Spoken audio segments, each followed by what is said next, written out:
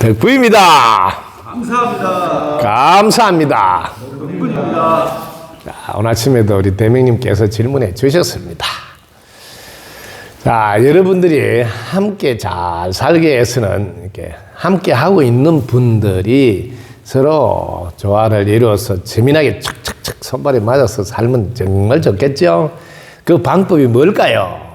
사실 그 방법은 쉽고도 간단한데 생각을 오히려 해서 하는 것보다 생각을 내려놓고 무심해서 하게 되면 딱 맞게 돌아가거든요.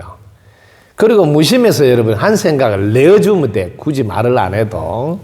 이 방법이 최고의 방법이 있는데 일반 사람들이 이 방법 말고 자꾸 말로서 이렇게 하려고 하다 보니까 말은 정말 위험한 게 받아들일 때 어떤 마음 상태에 있느냐에 따라서 해석이 다르게 들린다고요. 그래서 최고의 여러분들이 좋아하는 무심이라고 하고 무심해서 한 생각 내주라고 하는 게 그래서 그런 겁니다.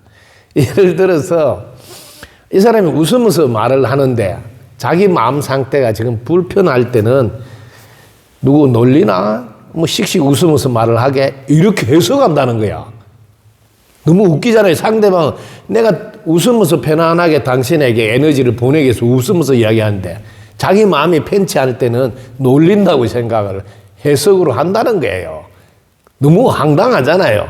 이게 바로 언어가 위험하다고 해서 그 옛날에는 함께 잘 살았는데 언어를 사용하지 않고 전부 다 무심해서 이렇게 마음을 내주고 무심으로 소통했다는 거예요. 그게 딱 맞게 맞춤식 서비스도 되고요. 그래서 지금도 글이 돌아가야 된다 해서 원시 반본이다 이런 말을 하고 친인 합반이다 이런 단어를 쓰는 거예요. 왜? 그게 훨씬 더 나은 방법이라는 걸 이제서 안 거예요. 막 말을 유창하게 잘하고 막 이렇게 해서 막 설득하고 막 이렇게 하면 되는 줄 알았는데 해보니까 아니거든요. 왜? 사실은 이렇게 말했는데 그걸 해석하는 건 다르더라는 거죠.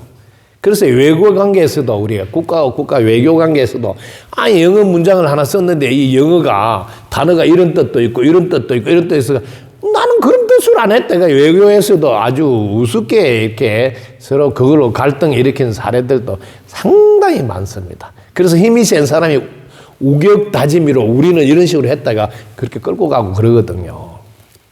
이 세상 말도 그렇잖아요.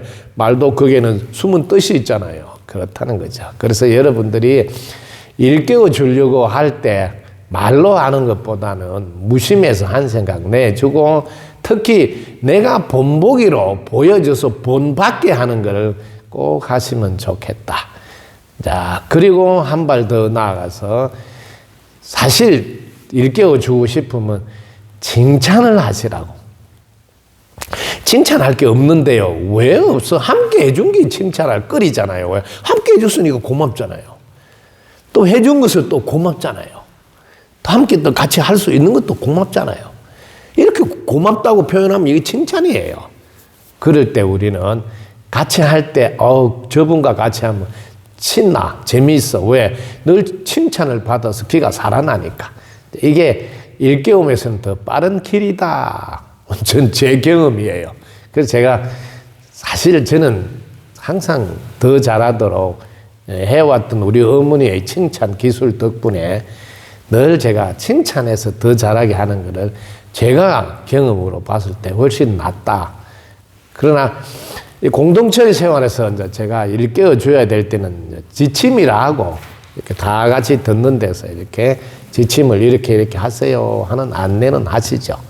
그럴 때 더 잘하도록 서로 이렇게 옆에서 응원하고 격려하고 특히 무심해서 한 생각 내줘서 하는 일깨움이 훨씬 더 확실하게 전달되고 결과도 더 좋고 거기다 칭찬까지 하면 너무나 금상첨화로 에너지를 받아서 더 잘하게 된다.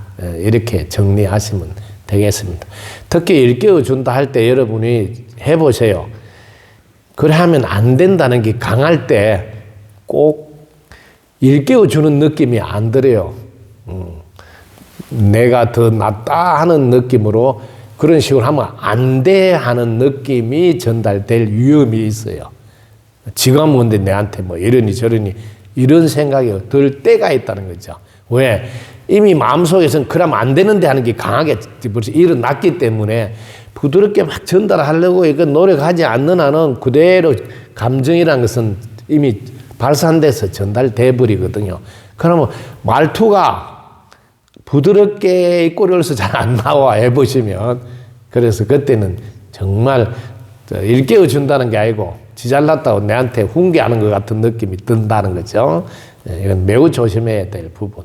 특히 우리가 이제 덕분 서클에서 공부를 해보면 절대적으로 리더는 높은 것이 아니라 앞에서 본보기를 보여주고 따르게 하는 앞서는 거기 때문에 누가 더 높아서 내가 밑으로 지시하는 개념이 전혀 아닌 게 덕분 서클이거든요. 그러므로 대단히 여러분들이 조심해서 무심해서 하시면 좋고 칭찬으로 더 잘하게 하는 게 최고다. 한 번 더 강조하고 싶네요. 특히 이제 일깨워 줘야 될 있으면 저에게 이야기를 해서 제가 전체적으로 물론 그분 이름을 들밀 때는 그분이 마음이 좀 상할 수도 있지만 일부러 대표로 이렇게 일깨워 주려고 하는 이름이라는 것도 그게 마음 상하지 않도록 여러분들이 나를 통해서 다 이렇게 일깨워 주려고 하는구나. 왜냐면 그 예를 들어서 그러면 자기도 성장하지만 전체도 그걸 듣고 아 이런 사례에서 지금 이런 것을 응용하라 하는구나. 그럴 때만 제가 꼭 이름을 사용해서 이렇게 도와주고 있어요. 특히 이제 그 이름을 사용한 당상자는 마음이 불편하고 힘들 수도 있지만 진짜 사랑하지 않으면 그렇게 가꾸지 않는다고. 때로는 비바람도 해주고 가뭄도 해줘서 튼튼하게 해주려고 하는 참 사랑인 줄 알면 너무 고맙고 감사하게 되죠.